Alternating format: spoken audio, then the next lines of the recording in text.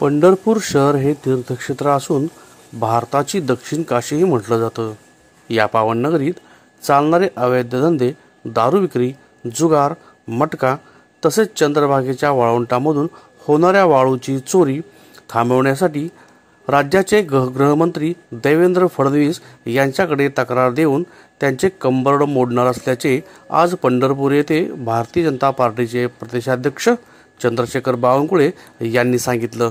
पंढरपूर शहर हे आध्यात्मिक नगरी आहे आणि पंढरपूर शहरामध्ये जे काय पावित्र्य राखलं गेलं पाहिजे आपली हिंदुत्ववादी पक्ष असल्याचं, तर पंढरपूर शहरामध्ये असलेले जे काही अवैध धंदे असतील की या सगळ्या विषयावरती पत्रकार सातत्याने आवाज उठवतात, मात्र प्रशासन मात्र डिंब आहे।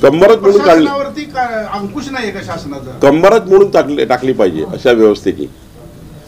ज्या ठिकाणी असे इतकं महाराष्ट्राचं आराध्य दैवत संपूर्ण देशातनं राज्यातनं ज्या दैवताच्या चरणी लोक येतात अशा ठिकाणी अवैध धंदे आहेत हे जर उघडकीस आला आहे तर मी माननीय गृहमंत्री महोदयाशी, आमचे नेते देवेंद्रजींशी उद्या मी भेटणार सकाळी।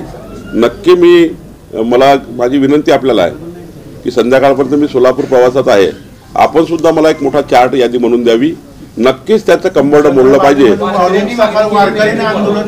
नाही ठीक आहे, केलं। माझा एका जबाबदार पक्षाचा, सरकारमधल्या जबाबदार पक्षाचा अध्यक्ष म्हणून माझी जबाबदारी ठरत आहे इथे आल्यावर तुम्ही प्रश्न मांडला त्या प्रश्नाला नाही मोडून देणे। तर मी पक्षाचा अध्यक्ष आहे, का मोठ्या पक्षाचा अध्यक्ष आहे, आमच्या सरकारमध्ये आम्ही आहोत। तुम्ही मला आवर्जून काहीतरी द्या, जे काही त्यांनी वारकऱ्यांनी दिलं असेल तुम्ही द्या। संध्याकाळपर्यंत जर दिलं उद्या मी नक्की माननीय गृहमंत्र्यांशी भेटून कडक कारवाई म्हणजे कंबरड म्हणून टाकणारी कारवाई करण्याकरता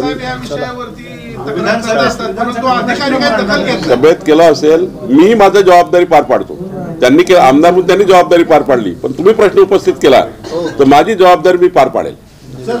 नवाब मलिक